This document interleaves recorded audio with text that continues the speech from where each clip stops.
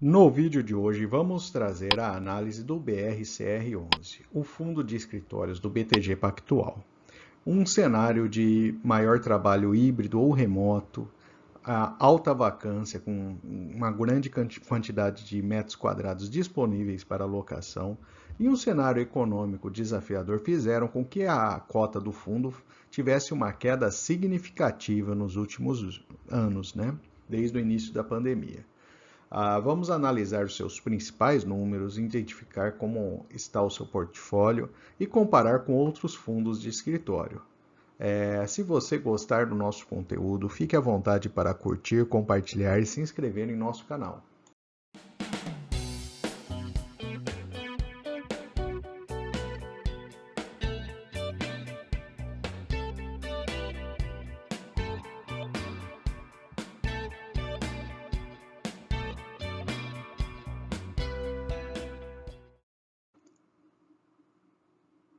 E vamos começar trazendo o portfólio do fundo. São 15 imóveis no quais o BSR11 tem participação. Alguns, e vale a pena citar, são o Bunte, o Diamond Tower, o Montreal, o MV9 e o Volkswagen, ele tem 100% de participação. Alguns outros destacam-se pela vacância, são 54% no Senesp e 57% no Torre Almirante. E também a gente deve considerar que nos três principais imóveis ele possui quase 50% da receita. Então a gente tem aí o Diamond Tower com 21% da receita potencial, 17% no Eldorado e 11,6% no edifício Torre Almirante. Vamos olhar aqui um pouco mais em detalhe a região desses imóveis. Então, temos 10 imóveis do fundo na cidade de São Paulo. Então, o BFC é um edifício classe A, fica ali na região perto do Paraíso, né? No Itaim, né, temos o Eldorado e a Cidade Jardim. E depois temos uma concentração grande, né, do Diamond Towers, Sucupira e Z Towers, ali bastante próximos, né? O Buriti já fica mais ali e junto do Volkswagen, né, próximo ao Jabaquara. O Transatlântico, ele fica ali de volta, ali na região ali de Granja Julieta, e o Senesp fica bem na região sul de São Paulo. Então, esses são os 10 imóveis. Temos alguns aí com classe B, né, que são imóveis aí de menor preço por metro quadrado, e vale a pena aí, ficar atento com a capacidade do fundo de conseguir aí locatários para esses imóveis. Falando agora da parte do Rio de Janeiro, são 5 imóveis. A gente tem o MV9, o Senado e o Torre Almirante, localizados ali na região central do Rio, e o CEO Office e o Montreal na região da Barra da Tijuca. Então, esse basicamente é o portfólio do BRCR11. E a gente vai ver agora umas visões aí mais consolidadas a respeito aí da informação de portfólio do fundo. Começando então pela receita por classe de ativo, a gente tem 73% da receita do fundo vindo de imóveis AAA, a classe A 7,8% e B 19%. A maior preocupação são esses imóveis de classe B que têm uma dificuldade maior de locação. 70% na cidade de São Paulo e 30% na cidade do Rio de Janeiro. E são mercados também com situações diferentes. O Rio de Janeiro vive aí desde as Olimpíadas aí um cenário mais desafiador para imóveis comerciais, né? Então é um ponto de atenção também do fundo. A receita por setor, a gente tem área financeira, automobilística e seguros aí, né? Entre os principais, além da própria Petrobras, que tem uma participação grande no resultado do fundo. A vacância por ativo, a gente tem aí em torno de 47% da vacância alocada no Senesp, 24% no Torre Almirante, 16% no Diamond Tower. Essas são as principais vacâncias do fundo. O índice de reajuste, principalmente IPCA, 30% IPCA e uma parte grande aí em IGPM. A maior parte dos contratos são típicos. E aí, como eu havia comentado, os principais locatários, destaque aí para a Petrobras, que responde por 15% da receita do fundo.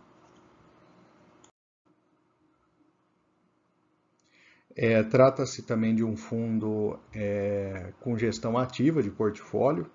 Então temos aí uma visão, né, das áreas adquiridas e vendidas do portfólio. Ele passou por um período aí de saneamento em que tivemos aí vários prédios, né, sendo vendidos pelo fundo, inclusive o Torre Almirante, que ele vendeu e ele já tinha a propriedade, né, tinha comprado essa torre lá atrás, ele vendeu e depois, agora mais recentemente, ele comprou novamente a participação na Torre Almirante. Então, ele faz essa gestão ativa aí de portfólio. E por conta disso, ele apresenta aí uma estrutura um pouco diferente. Ele tem alguns imóveis no canto direito ali que são as propriedades diretas do fundo, e por outros ali ele faz uma participação por meio de investimento em outros fundos imobiliários que têm participação aí nos imóveis. Agora temos aí alguns indicadores no mercado. A gente percebe ali em azul mais escuro o valor da cota de mercado e azul claro a cota patrimonial do fundo. E a gente percebe nesse gráfico embaixo também a queda do volume à medida que foi passando o tempo ali e o valor da cota foi caindo. Um dado interessante é o valor implícito por metro quadrado. O valor patrimonial está na casa de 14.300 e o valor de mercado por R$ 9.000 por metro quadrado. Então, se pensar por essa lógica, né, a gente estaria comprando aí lajes corporativas na base, aí, numa média com esse portfólio na casa de R$ 9.000 por metro quadrado. Lógico que temos que ter aí a noção que numa retomada aí da economia, num novo ciclo de redução de juros, eventualmente a gente pode ter maior nível de investimento das empresas e uma recuperação desse mercado, né? Mas, como eu disse, né, essa questão de trabalho híbrido e a própria consequência da pandemia, o desaquecimento econômico, maior taxa de juros, tem levado aí a um nível de vacância importante, principalmente nesse fundo. A gente tem também a evolução do número de cotistas, né? Apesar disso tudo, a gente percebe aí desde 2018 uma subida aí de interesse, né? De evolução aí do número de cotistas que se interessam por esse fundo a ponto de fazer o investimento nele, né?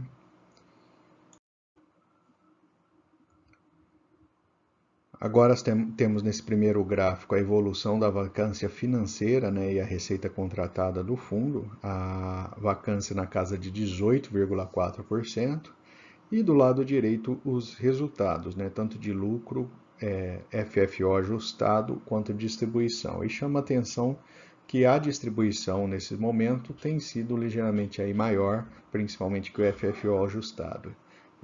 Então fica um ponto de atenção ali, eventualmente, se o fundo não fará nenhuma correção nesse sentido mais para frente. E uma notícia boa em compensação é a informação aí que o fundo locou aí algo como 4.100 metros quadrados na Diamond Tower, e esse novo contrato ali, né, deve ter um impacto aí de 2 centavos a mais por cota em termos de receita.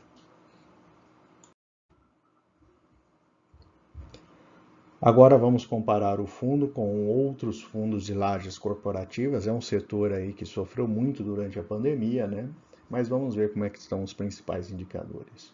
O BRCR11 está com dividend yield de 10,8%. É um dividend yield aí bom, é o segundo maior da lista, atrás somente do GTWR11. Em termos de preço em relação ao valor patrimonial, é o mais descontado, com 0,53.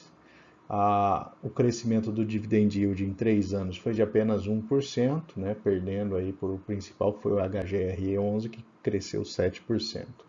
A liquidez média já foi muito maior desse fundo, mas está na faixa de 1,4 milhões, não deixa de ser uma liquidez boa, né? Mas não é a mais alta do grupo, né? O número de cotistas é sim o mais alto, né? 158 mil cotistas. O valor em caixa é relativamente baixo, 0,9%, e um patrimônio de 2,6 bilhões, que tornam ele o maior fundo de lajes da Bolsa. A sua taxa de administração é de 1,10% do valor de mercado, e vale uma observação que essa taxa ela foi reduzida até 2025, né? Então ela tem aí um período de taxa menor. Deve ser quando o fundo imagina aí que o mercado esteja mais aquecido e ele se propõe a aumentar o valor da taxa. Mesmo com essa redução, é a segunda taxa mais alta do grupo, né?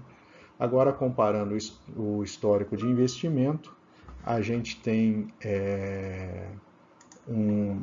uma queda de valor de cota de 20% a um ano, né, comparado a um ano, e 35% comparado a 2 anos. Mesmo com os dividendos, o investidor aí fica no prejuízo de 11% ou 21%. Então, para quem investiu nesse período, foi um mau investimento aí, pelo menos nesse curto espaço de tempo, né?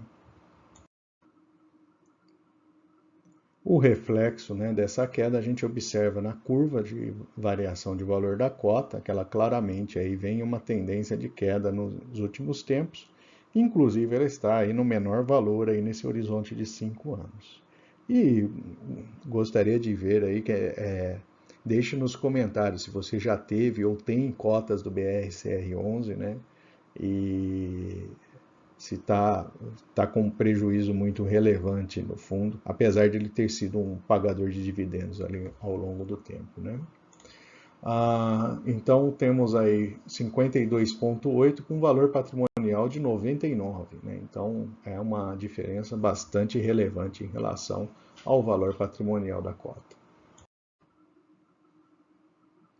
E finalmente vamos trazer os pontos positivos e negativos para investimento no BRCR11. Do lado positivo, ele tem bons ativos em seu portfólio, ele faz de fato a gestão ativa de portfólio, buscando aí atualizar sempre o seu portfólio.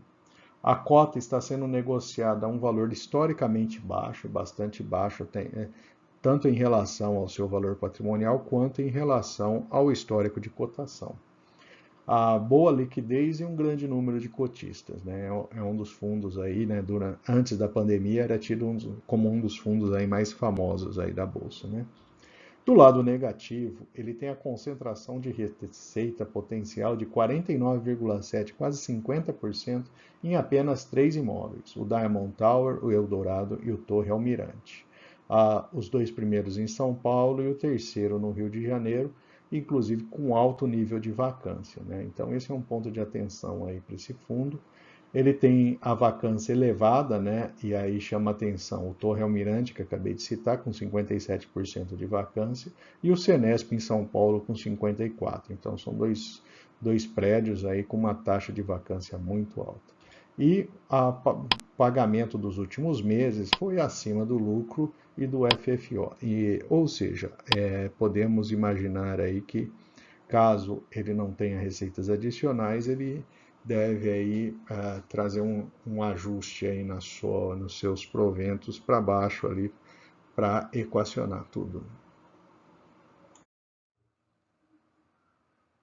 E por fim, eu vou deixar aqui uma lista de outras análises de fundos imobiliários e 2 recomendações de vídeo. Fique à vontade para consultar. Se não for inscrito, se inscreva em nosso canal.